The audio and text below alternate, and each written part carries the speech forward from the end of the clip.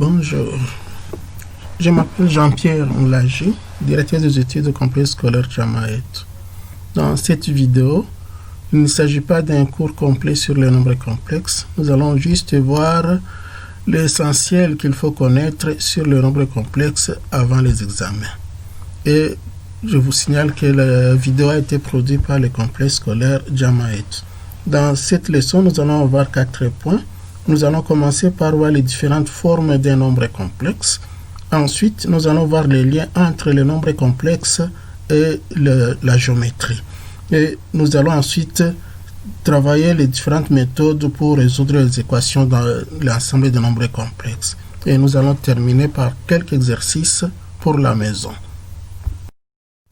Voilà, mais avant d'aller trop loin, nous commençons par une introduction. C'est très important de le savoir.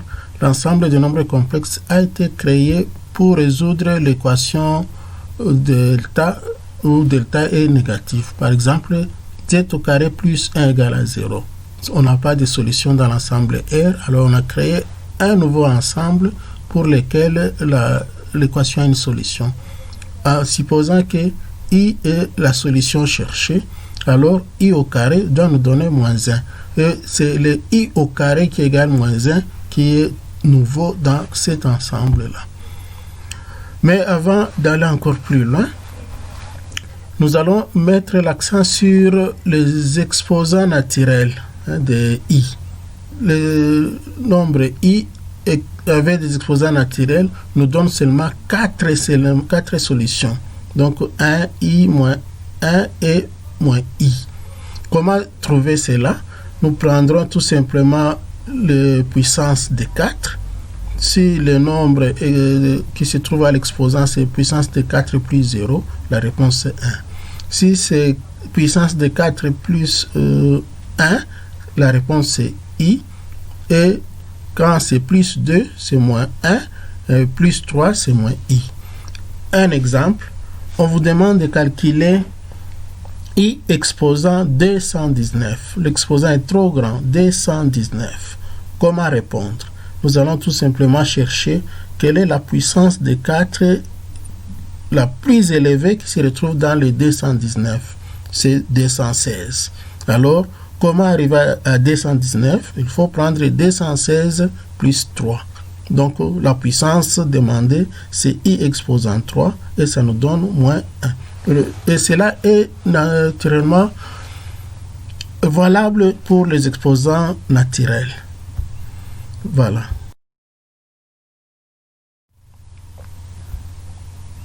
Voilà. Commençons maintenant les différentes formes d'un nombre complexe. C'est important de le savoir. Un nombre complexe peut prendre plusieurs formes. Une des premières formes, c'est la forme algébrique. Elle s'écrit z égale à A plus BI. Dans cette forme-là, A, c'est la partie réelle du nombre complexe et B, c'est la partie imaginaire des nombres complexes. On note pour A, R et de Z, pour B, im de Z, pour signifier partie réelle, partie imaginaire. Une autre forme que peut prendre le nombre complexe, c'est la forme trigonométrique. À ce moment-là, nous allons le retrouver avec z égale ρ, entre parenthèses, cosinus θ plus u, sinus θ. Cette forme-là a deux éléments importants, c'est ρ, qui est le module de z, et θ, qui est l'argument de z. Nous allons voir un peu plus loin comment trouver le module et comment trouver l'argument. Il existe aussi une abréviation, très facile à écrire, z égale ρ 6 θ. 6 θ. Le c, c'est cosinus, i, notre nombre imaginaire, et c, c'est sinus. La troisième forme que peut prendre un nombre complexe, c'est la forme exponentielle. Elle va s'écrire z égale ρ exponentielle de i θ. Vous pouvez comparer les deux formes qui se suivent ici. La forme trigonométrique et la forme exponentielle, ce sont des formes qui sont très proches. La différence, c'est quoi? Ce qui est entre parenthèses cos θ plus I sinus θ a été remplacé par l'exponentielle E Iθ. Donc, il suffit seulement de poser que cos θ plus I sinus θ égale à E exposant Iθ. Vous avez la forme exponentielle. Et encore une autre forme, c'est Z égale rho θ. Ici, on s'intéresse à l'argument et au module. Cette forme est appelée la forme polaire. Je sais que beaucoup de manuels ne signalent pas ça. Il existe aussi une autre forme qui est très importante dans la géométrie, c'est la forme matricielle. Un nombre complexe peut s'écrire sous la forme matricielle suivante. Donc, la première colonne, nous avons AB. La deuxième colonne, nous avons moins BA, avec A et B des nombres réels. Si ce ne sont pas des nombres réels, vous n'avez pas la forme matricielle, comme pour la forme algébrique. Si A et B ne sont pas réels, vous n'avez pas la forme algébrique. Il faut absolument que A et B soient des nombres réels. Un exemple, Z égale 2, 3, comme première colonne, moins 3, 2, deuxième colonne, c'est tout simplement le nombre 2 plus 3i. C'est très important à savoir parce que ça va aider dans les transformations de nombres complexes.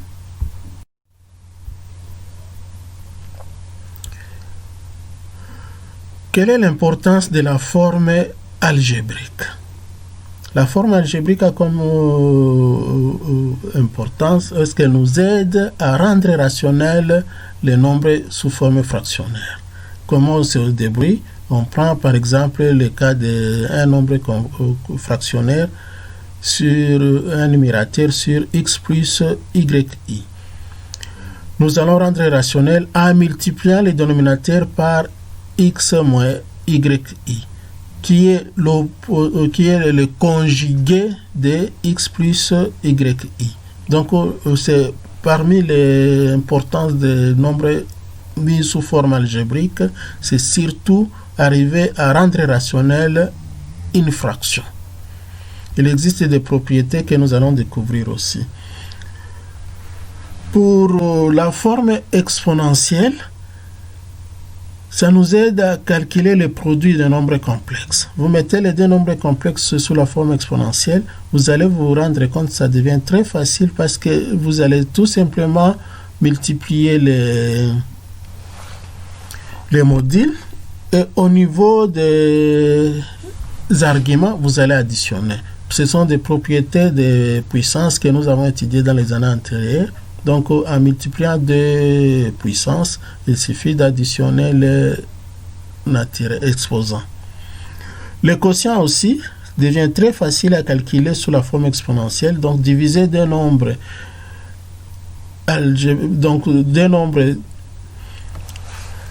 complexes revient tout simplement à diviser leurs modules et soustraire leurs arguments. La même chose pour la puissance. Donc, pour élever un nombre complexe à une puissance, il suffit de la mettre sous la forme exponentielle et vous allez voir que le calcul, c'est juste élever le module et multiplier l'argument par l'exposant. À ce moment-là, le conjugué va s'écrire avec le signe moins au niveau de l'exposant. Il existe aussi des formules très faciles à développer avec les nombres complexes sous forme exponentielle. Si on revient à la forme trigonométrique, nous avons la formule de De Moivre et elle devient très facile à démontrer. Nous avons aussi d'autres formules, la formule d'Euler par exemple pour cos θ et la formule d'Euler pour sinus θ. Donc nous avons toutes ces formules dans les cours, il faudra les maîtriser, mais la démonstration se fait très facilement avec les puissances. Voilà, on a terminé cette partie. Nous passons maintenant au lien entre les nombres complexes et la géométrie. Donc, un nombre complexe peut se placer dans un plan nous avons le plan à côté ici. Le nombre complexe va s'écrire z égale x plus yi. Nous avons des termes là, les réels x et les réels y. Or, en géométrie, un point s'écrit aussi avec l'abscisse x et l'ordonnée y. Donc, on peut faire un lien entre les deux expressions. Donc, à un point m, on peut associer le nombre z. Au nombre z, on peut associer le point m. Et il y en a de même avec les vecteurs. Donc, nous voyons dans notre graphique le vecteur OM. Il peut avoir aussi comme coordonnées x, y. Ou on peut dire aussi composante x et y. Donc, qu'on peut écrire sous forme horizontale, qu'on peut aussi écrire sous forme verticale. Ça revient au même. Mais c'est très important de connaître ces liens-là parce que ça va servir dans la suite. Z sera appelé affixe du point M. Il sera aussi appelé affixe du vecteur OM. Tandis que M et le vecteur OM, eux, sont appelés images du nombre complexe Z. Il faut bien retenir ces deux vocabulaires. La longueur de OM, elle est appelée module. Et on note ρ. Le ρ que nous avons dans la forme trigonométrique et la forme exponentielle. Comment calculer le module? Nous allons recourir à Pythagore parce que nous avons affaire à un triangle rectangle. Donc, l'hypoténuse ou la longueur du nombre complexe z ou la longueur du vecteur OM, c'est radical de x carré plus y carré, avec x la partie réelle et y la partie imaginaire. L'angle θ, lui, est appelé argument de z. Et comment calculer l'argument de z? Nous avons cosinus de θ égale le côté adjacent sur l'hypoténuse que nous avons calculé tout à l'heure. Et sinus de θ égale le côté opposé sur l'hypoténuse qui est le module qu'on a calculé. Donc, vous pouvez facilement trouver le module et l'argument en vous servant de l'image que nous donne le plan de nombres complexes, appelé aussi plan de Gauss. Exemple. Calculer le module et l'argument de z égale moins 1 plus i radical de 3. Comment on va s'y prendre? Nous allons chercher le module. Sera dans le cas présent radical de x carré plus y carré. X carré c'est moins 1 au carré, ça donne 1. Y carré c'est radical de 3 au carré, ça donne 3. Donc radical de 4 ou 2 tout simplement. Ça c'est le module. Nous cherchons θ en prenant cosinus θ égale moins 1 sur 2, donc la partie réelle sur le module, et sinus θ égale radical de 3 sur 2, c'est-à-dire la partie imaginaire sur le module. Ensuite, nous allons regarder dans le cercle trigonométrique, un cercle trigonométrique qu'il ne faut jamais oublier. Nous constatons que pour cosinus θ moins 1 sur 2, ça se retrouve dans le cadran numéro 2, du côté négatif sur l'axe de cosinus. Et pour sinus, nous avons l'axe de sinus, c'est l'axe de y, donc radical de 3. Et cela correspond à quoi? À 220 degrés, comme le montre le cercle trigonométrique. Donc θ vaut combien? θ vaut 220 degrés. Et en radian, ça fait tout simplement 2π sur 3. Maintenant, si on nous donne z égale, entre parenthèses, moins 1 plus i radical de 3 au cube, nous n'allons pas prendre le temps de développer tout ça. nous allons tout simplement utiliser la forme exponentielle. Le propriétaire nous dit que le module sera tout simplement élevé à la puissance 3. On prend 2 élevé à la puissance 3, ça fait 8. L'argument, lui, sera multiplié tout simplement par 3. Donc, nous allons prendre 2π sur 3 fois 3. Ça donne tout simplement 2π, autrement dit 360 degrés. Vous voyez l'importance de la forme exponentielle. Elle nous aide à aller très vite. Un autre exemple. On nous donne un nombre sous forme algébrique. On nous dit de le transformer sous la forme exponentielle. Comment nous allons nous prendre? Nous allons chercher tout simplement les modules. Dans le cas présent, c'est moins 2 au carré, ça fait 4. Plus 2 fois radical de 3 au carré, ça donne 12. La somme va nous donner 16. Donc, radical de 16 nous donne 4. Le module de z, c'est 4. L'argument, on prend cosinus θ égale la partie réelle moins 2 sur 4. Ça va se simplifier, ça fait moins 1 sur 2. Sinus θ, c'est la partie imaginaire, radical de 2, radical de 3 fois 2 sur 4. On simplifie, on reste avec radical de 3 sur 2. Donc, θ nous donne 120 degrés ou bien 2π sur 3. Alors, nous allons tout simplement écrire la forme trigonométrique, c'est 4 cosinus de 2π sur 3 plus u sinus de 2π sur 3. Ou la forme la plus simplifiée, la plus pratique, la forme exponentielle, c'est 4 et exposant 2π sur 3i. Donc, c'est vraiment important de s'entraîner à faire les passages trigonométriques exponentiels ou bien trigonométriques algébriques. Il faut s'entraîner, faire ça très vite et ça va vous aider beaucoup à l'examen. On nous donne une forme exponentielle, on nous demande de trouver la forme trigonométrique. Donc, nous avons 3 exponentielles de i 105 degrés. Exposant 4, donc il suffit d'élever 3 à l'exposant 4, ça fait 81, et multiplier 105 degrés par 4, ça va faire 420 degrés.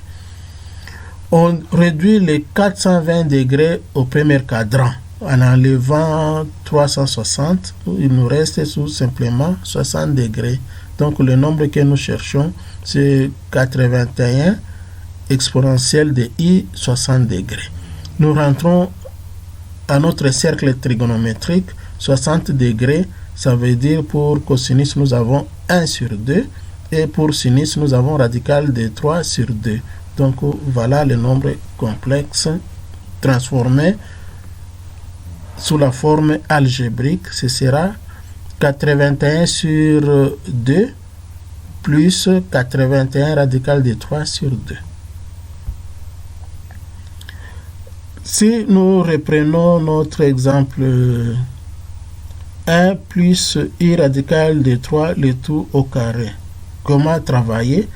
Là, il suffit d'aller d'abord à la forme exponentielle, élever la forme exponentielle à la puissance 4 et puis rentrer à la forme algébrique et le résultat sera moins 8i radical de 3. Voilà la marche à suivre.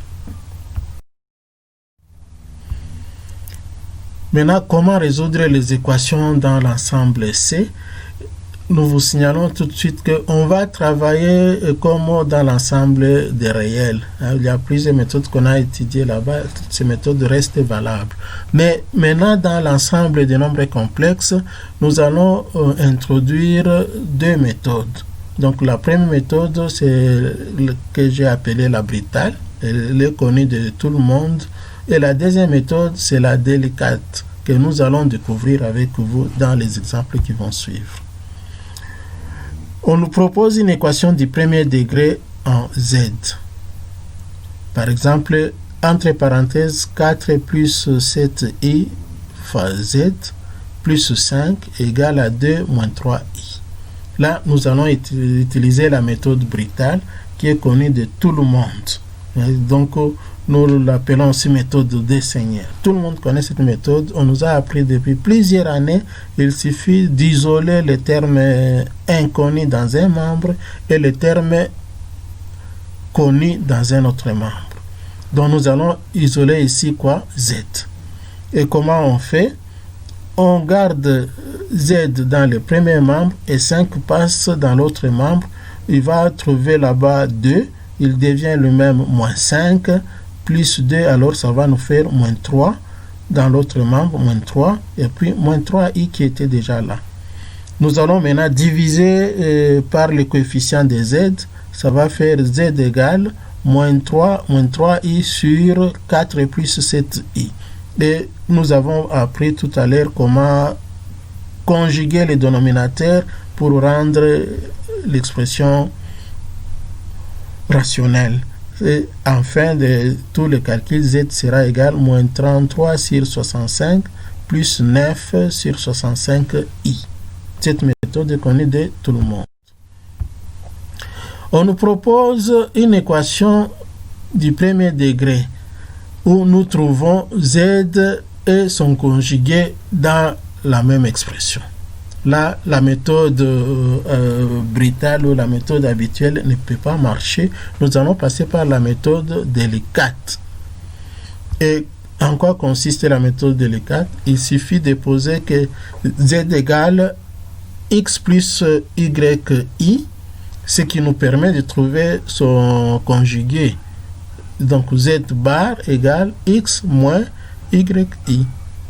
Maintenant, on rentre dans l'équation, on développe et on va comparer la partie réelle et la partie imaginaire des deux membres. C'est ça la méthode délicate. Dans le cas présent, nous allons nous retrouver avec x plus yi qui remplace z plus di, et là nous avons x moins yi qui remplace z bar égale 1 plus 3i. Nous continuons en supprimant les parenthèses. Ça va nous donner après calcul x plus yi plus 2xi plus 2y égale à 1 plus 3i. Nous allons comparer tous les termes réels entre e et tous les termes imaginaires entre e. Les termes réels dans le premier membre, c'est x plus 2y. Et dans le deuxième membre, c'est 1.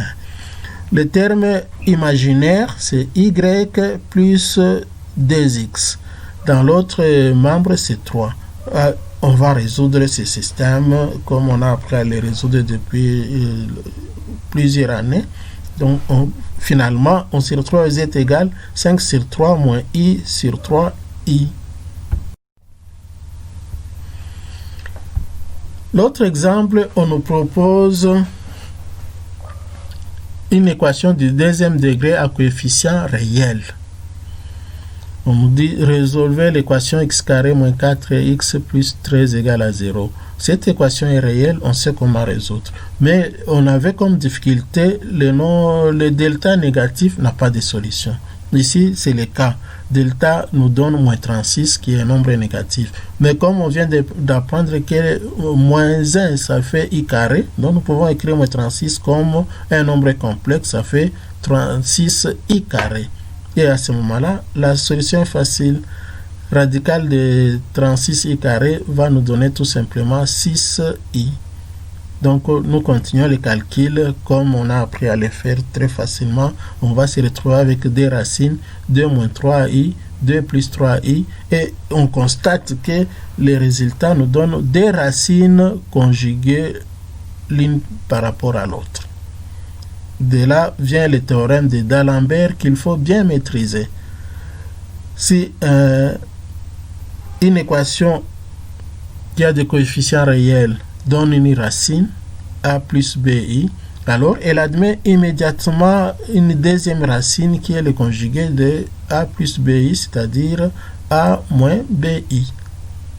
Donc aussi dans un problème, on vous donne une racine, on vous dit que les coefficients sont réels, tout de suite vous devez découvrir que l'autre racine c'est le conjugué. Maintenant, l'équation se retrouve avec des coefficients complexes. Donc nous avons z carré moins, entre parenthèses 2 plus 3iz moins 5 plus i égale à 0. Comment résoudre? Nous calculons delta. Après le calcul, on va se retrouver avec 15 plus 8i. Mais il faut chercher maintenant les racines de delta.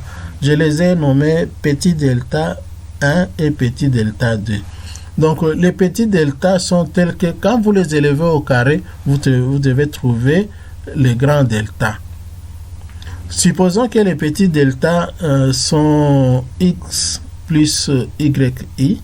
Alors en élevant x plus yi au carré, on doit trouver les grands delta. Donc ainsi, x plus yi au carré, ça va nous donner 15 plus 8i. On développe, puis on utilise la méthode délicate. Elle va nous permettre d'écrire un système de 3 équations à 3 inconnus. En résolvant le système de 3 équations à 3 inconnus, on va retrouver la valeur de x et la valeur de y, et ça va nous donner des racines opposées. Donc delta, dans le cas présent, delta 1, le petit delta 1 va nous donner 4 plus i. Le petit delta 2 va nous donner moins 4 moins i. Et la solution de l'équation générale, z1, ce sera 3 plus 2i. z2, ce sera moins 1 plus i. Vous voyez l'importance de la méthode délicate. Équation supérieure au deuxième degré. On nous propose une équation du troisième degré dans l'ensemble des nombres complexes. Z au cube moins 6z carré plus entre parenthèses 12 plus 2iz moins 8 moins 4i égale à 0. Et on propose aussi que parmi les racines, il y a une racine qui est un nombre réel. Comment travailler ce genre de questions? On fait recours à la méthode délicate. Donc, on supprime les parenthèses, on développe, puis on compare tout ce qui est réel avec ce qui est réel dans l'autre membre. Ici, nous avons dans l'autre membre 0, donc tout ce qui est réel doit être égal à 0. Tout ce qui est imaginaire doit être égal à 0. Dans le cas présent, z au cube moins 6z plus 12z moins 8 doit être égal à 0. La partie imaginaire, c'est tout simplement di, z moins 4i. Donc, nous allons prendre les coefficients. Ce sera dz moins 4 égale à 0. Et tout de suite, nous trouvons une des racines z0 égale à 2 qui est un nombre réel. Maintenant, quelle est la suite? Connaissant une des racines, la méthode de Horner nous permet de factoriser. Je donne un tableau là à côté où j'ai fait la méthode de Horner en considérant les coefficients de z au cube. Donc, le terme au cube a comme coefficient 1. Le terme au carré a comme coefficient moins 6. Le terme à l'exposant 1 a comme coefficient 2 plus di. Et le terme indépendant a comme coefficient moins 8, moins 4i. On fait descendre 1 fois 2, ça donne 2. Moins 6 plus 2, ça fait moins 4. On multiplie par 2, ça donne moins 8. Là, nous aurons 4 plus 2i. Quand on multiplie, ça donne 8 plus 4i et puis 0. Donc, nous avons factorisé l'expression. Il nous reste z au carré moins 4z plus 4 plus 2i égale à 0. Une équation du second degré. On cherche delta, ça fait moins 8i. Petit delta nous donne plus ou moins, entre parenthèses, 2 moins 2i. Et la suite va nous donner z1 et z2. Donc 3 moins i, 1 plus i.